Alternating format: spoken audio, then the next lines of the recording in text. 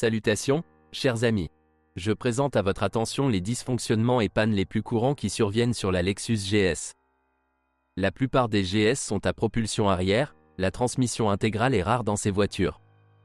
Eh bien, la boîte de vitesse ne peut être qu'automatique. La classe affaires n'est autorisée à aucune autre boîte de vitesse.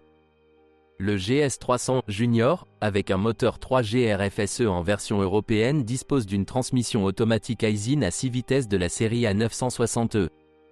La boîte de vitesse n'est pas mauvaise, mais relativement faible.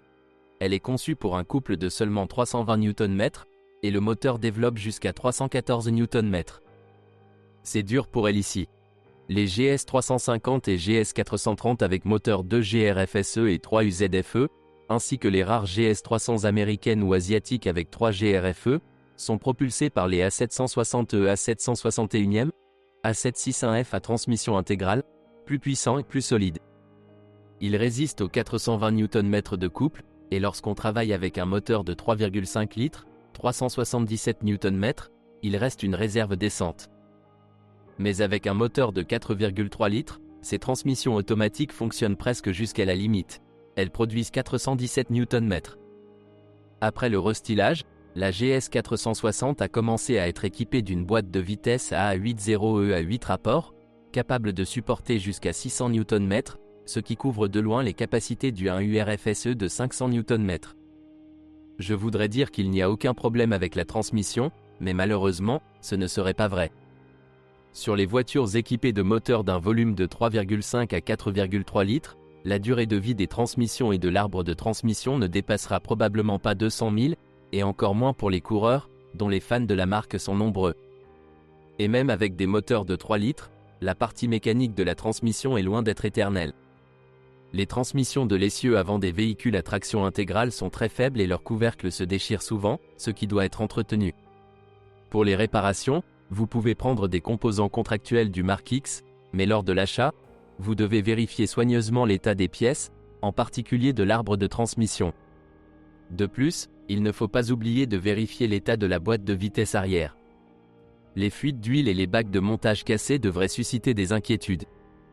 Les boîtes de vitesse de la série A960E sont assez fiables, mais ne résistent pas du tout à la conduite active. Non seulement ils fonctionnent jusqu'à la limite, mais l'électronique permet également de charger la transmission autant que possible, en essayant d'exploiter pleinement la pleine puissance des moteurs. La boîte peut faire tous les trucs que les unités premium sont censées être capables d'effectuer: commutation coulissante et blocage précoce du moteur à turbine à gaz. En conséquence, sur la GS 300, les transmissions automatiques tombent déjà après 150 000 km dans la zone à risque, et après 250 000 km, elles finiront presque certainement en réparation moyenne, même pour les conducteurs les plus calmes. Dans les machines automatiques des amateurs de circulation active, vous pouvez constater une usure critique de la garniture de verrouillage du moteur à turbine à gaz après des centaines de milliers de kilomètres, mais dans la plupart des cas, cela se produit après un kilométrage de 150 000. Les démarrages difficiles et les charges accrues brisent le moyeu du train planétaire avant et un son caractéristique de « trolleybus » apparaît dans la transmission. La charge élevée sur les solénoïdes linéaires obligera à les remplacer à des kilomètres de 150 à 200 000, même si le programme d'entretien standard est respecté. Et pour les propriétaires qui ne changent pas l'huile, l'ensemble du groupe hydraulique peut nécessiter un remplacement à ce kilométrage, avec réparation concomitante de la pompe à huile et remplacement de tous les joints de la boîte. Eh bien, il faut tenir compte du fait qu'au lieu d'un radiateur, il y a un échangeur de chaleur, qui devient progressivement envahi par la saleté, ce qui détériore les performances du système de refroidissement. Les boîtiers A760E, 761e, 761F sont nettement plus solides. Dans tous les cas, avec des kilomètres allant jusqu'à 350 000 à 400 000, ils n'ont presque jamais de problème avec les engrenages planétaires. Malheureusement, la durée de vie des garnitures de blocage et du corps de soupape des moteurs à turbine à gaz des voitures de course n'est que légèrement supérieure à celle de la transmission automatique précédente. Le corps de vanne aime également l'huile propre et non surchauffée. Pour un conducteur prudent, la transmission atteindra très probablement un kilométrage de 200 à 250 000, mais vous devrez surveiller l'usure de l'embrayage de la turbine à gaz et changer les solénoïdes linéaires à temps, en évitant les chocs et la surcharge de la mécanique. La situation de la transmission automatique à A80E n'est pas encore tout à fait claire, il existe peu de statistiques de panne, malgré un laps de temps assez convenable qui s'est écoulé depuis l'apparition de cette transmission. On ne peut que constater que le tampon de blocage du moteur à turbine à gaz est ici beaucoup plus fiable, mais le corps de vanne s'encrasse très intensément, notamment lors d'une utilisation active du mode manuel. Les premières versions de cette boîte, que l'on retrouve sur cette génération GS, avaient beaucoup de plaintes concernant la courte durée de vie des solénoïdes, mais la situation était généralement corrigée radicalement, en remplaçant les corps de vanne par des révisions plus récentes. L'expérience d'exploitation des révisions plus récentes de ces transmissions automatiques indique qu'elles résistent bien jusqu'à un kilométrage de 200 à 250 000 km, mais s'ensuit ensuite une série de réparations ou une révision majeure avec le remplacement de tout, y compris les engrenages planétaires. Les principaux moteurs de cette génération de Lexus GS sont des moteurs 6 cylindres en forme de V de la série GR avec un entraînement par chaîne de distribution, un bloc en aluminium et des chemises en fonte. Le plus souvent sous le capot se trouve un 3GR FSE de 3 litres à injection directe d'une puissance de 249 à 256 chaînes. Les voitures équipées d'un moteur 2GR FSE de 3,5 litres d'une puissance de 299 à 306 chevaux sont beaucoup moins courantes. Elles sont également disponibles dans les versions hybrides de la GS 450H. Il existe peu de voitures équipées d'un 8 cylindres 3 UZFE, 4,3 litres, mais trouver la version la plus puissante avec un V8, 4,6 litres, un URFE, est très difficile. Parmi les éléments communs à tous les moteurs, il convient de prêter attention aux radiateurs du système de refroidissement et de la climatisation.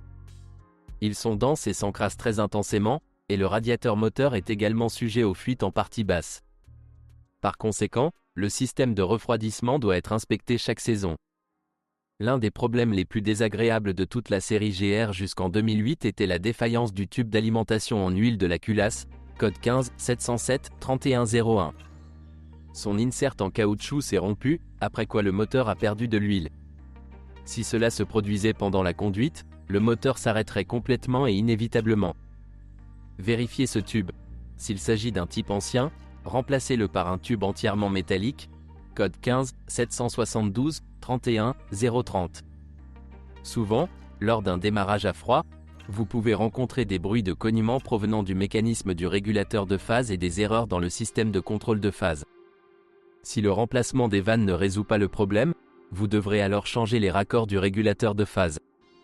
Dans certains cas, le remplacement du lit d'arbre à cames et des arbres eux-mêmes, ainsi que des ressorts et des poussoirs, aide heureusement.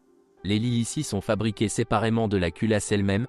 Toutes ces mesures vous éviteront des erreurs et des fuites d'huile par les joints de culasse, mais le « coup à froid » ne disparaîtra pas longtemps. Littéralement après 10 à 15 000 km, le son caractéristique du démarrage par temps froid réapparaîtra. Les fuites dans les tuyaux de l'échangeur thermique d'huile sont un autre problème courant. Cela peut être résolu en les remplaçant par des tuyaux d'une nouvelle révision. Mais vous devrez supporter une courte durée de vie de la pompe, ainsi que des vitesses flottantes. Bien que dans ce dernier cas, il soit logique de remplacer les corps de papillon. Les fuites du joint du couvercle de soupape et le « bain » régulier des modules d'allumage dans l'huile sont un problème courant, mais pas grave. Il est préférable de remplacer les bobines des machines fabriquées avant 2010 par des neuves, et cela peut parfois être fait dans le cadre d'une campagne de rappel. Mais le problème principal, qui n'apparaît que sur la GS, est ce qu'on appelle le PPC, le problème du 5e cylindre. Il se caractérise par une diminution de la compression dans le 5e ou 2e cylindre par rapport aux autres. Dans ce cas, à l'aide d'un endoscope, vous pouvez généralement remarquer une rayure du miroir cylindrique. Dans certains cas, le piston peut même se briser, apparemment à cause de l'appétit pour le pétrole et de la détonation. En raison de la nature du système d'admission, le moteur reçoit beaucoup de poussière avec l'air. On pense que la cause principale de ce mal est le boîtier du filtre à air et son soufflet. L'ondulation n'est sans doute pas la plus réussie, elle se fissure régulièrement, et le joint de la boîte n'est pas hermétique. La boîte est soit collée, soit remplacée avec l'ondulation d'un élément de marque X. Lorsque vous utilisez des pièces usagées, cela est peu coûteux. Parfois, ils mettent 0, et c'est aussi une bonne solution, mais ici il est important de ne pas tomber sur un faux de mauvaise qualité. La deuxième raison réside dans l'échappement. Le PPC peut commencer car le catalyseur commence à poussiéreur. Apparemment, les particularités de l'échange gazeux du moteur créent un fort flux inverse dans le 5e cylindre. bien que le catalyseur finisse de toute façon par achever tous les autres cylindres du moteur. Des facteurs de risque supplémentaires pour l'apparition d'un problème avec le cinquième cylindre peuvent être considérés comme des fissures dans le collecteur d'admission en plastique près de la jonction avec la partie en aluminium de la culasse. Les fissures ne sont pas visibles ici et le moteur peut aspirer de la poussière dans un ou plusieurs cylindres pendant des années. Cela se produit même sur les moteurs assemblés en usine, mais est plus typique pour les moteurs qui ont été entre les mains d'artisans qui ont nettoyé le collecteur d'admission des dépôts de carbone. Cette opération est effectuée régulièrement tous les 50 à 60 000 pour éliminer les dépôts sur les soupapes d'admission, le collecteur lui-même et les soupapes. Si vous ne le faites pas, le moteur perd beaucoup de puissance, et si vous le resserrez, vous pouvez attraper un morceau de carbone tombé sous les soupapes. Il peut également pénétrer dans le cylindre, endommager la bougie ou rayer la chemise. En raison des dépôts de carbone, le pignon d'entraînement de l'amortisseur dans le collecteur d'admission peut également être coupé. Une telle panne s'accompagne généralement de l'erreur P2009. L'appétit d'huile dans les moteurs est généralement causé par la coquefaction des segments racleurs d'huile, l'usure générale du groupe de pistons due à des catalyseurs endommagés ou des problèmes avec le cinquième cylindre. En fait, comme mentionné ci-dessus, ce n'est pas toujours le cinquième, bien souvent le deuxième le cylindre souffre, parfois deux à la fois. Le kilométrage minimum auquel les propriétaires de GS ont rencontré ces problèmes est d'environ 150 000 km. Il est vrai qu'il est tout aussi possible de liquider bien d'autres choses. Avec des kilométrages supérieurs à 250 000 et des catalyseurs sous tension, ou retirés, mais avec l'admission d'origine et sans autre modification, une diminution de la compression dans le cinquième cylindre est toujours présente, bien que non catastrophique.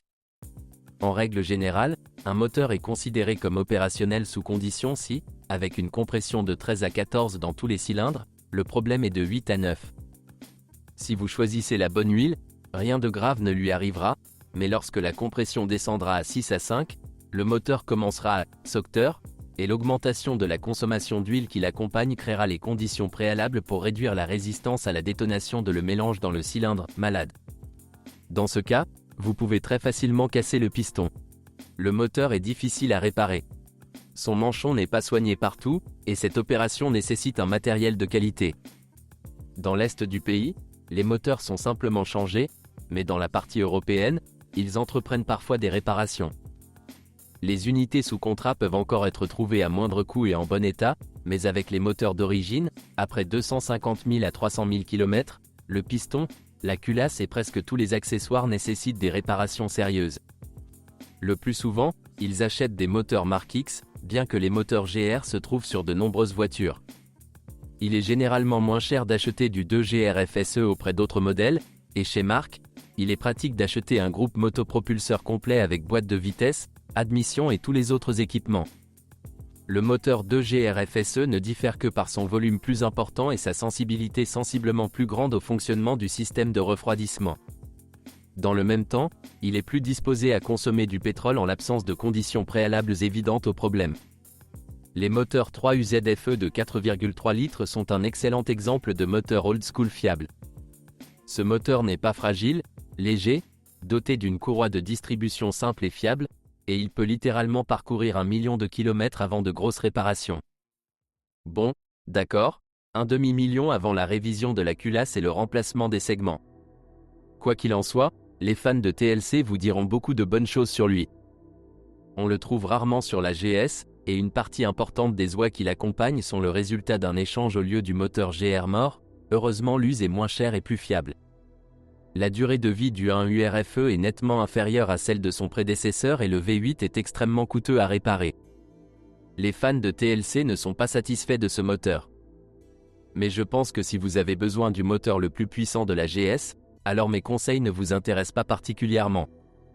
Permettez-moi juste de vous rappeler qu'il est peu probable qu'il l'ait acheté pour aller à l'église le dimanche. Ce sont toutes les informations sur les problèmes de la Lexus GS. Si vous en savez plus ou n'êtes pas d'accord avec ce que vous avez entendu, je vous attends dans les commentaires.